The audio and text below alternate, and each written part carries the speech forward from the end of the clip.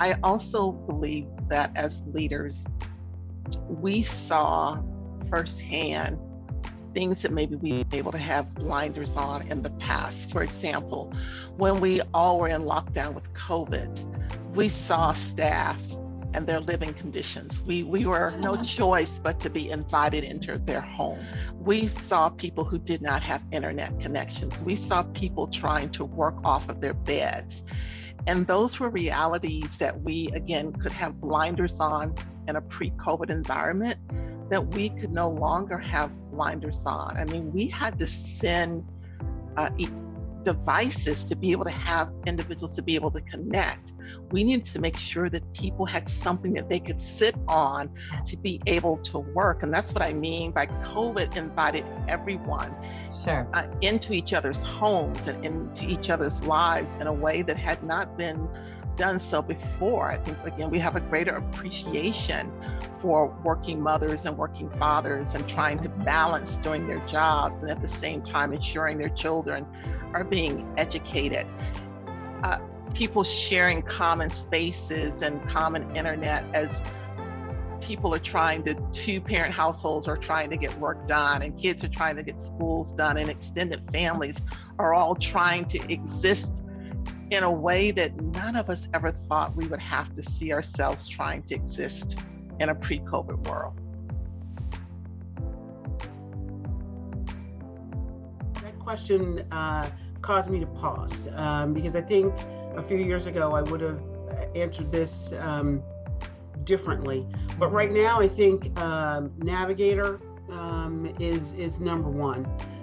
Moving through all of the social and emotional issues that our country is dealing with, that comes to the office with everybody because we're all human. I think being a facilitator, I'm a sports fan, and I think leaders now have to be a quarterback or a point guard or a catcher. You know, it's interesting, I was at a baseball game in Boston a couple weeks ago, and the catcher is the only person on the team that's actually looking at the field. All the other folks on your team have their backs to where the ball is going.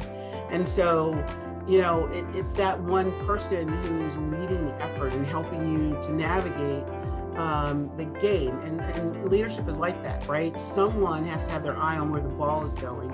And I think in the past, we've been able to relax a little bit and let other folks help with decisions or do things by proxy. And leaders are more and more now put on the podium at the front, you know, in front of the microphone to make decisions and live with those decisions. So it's very different now than it was even 5 years ago. Careful of the assumptions that you make based on your previous training. And I say that because of the number of leaders I heard as we were getting ready to come back to work, and people were thinking about that young leaders were positioning the rationale for coming back to work. Part of what I heard, not one, not two, but many say, happened to all be men, by the way. You know, those people who come into work are going to be the ones who get recognized and the ones who get promoted. So you could decide not to come back to work, but I'm not sure what that'll do to your career. And that disadvantages women if they have to stay home to take care of their kids and figure that out during the day. Yeah. So I think my caution would be, don't make an assumption that somebody who's not in the office today isn't achievement oriented and isn't motivated to do the work. They may have other issues that are impacting their capacity to be present as you might want them to be.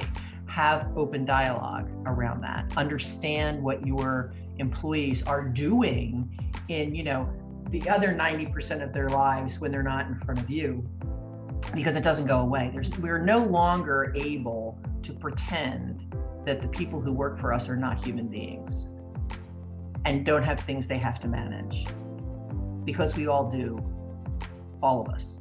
And that changes in different parts of our lives, and we better get used to, you know, the whole person at work is how you'll hear it framed now, but the whole person, if you want somebody to commit to you, you got to allow the whole person to come to work, not just the pieces that you prefer.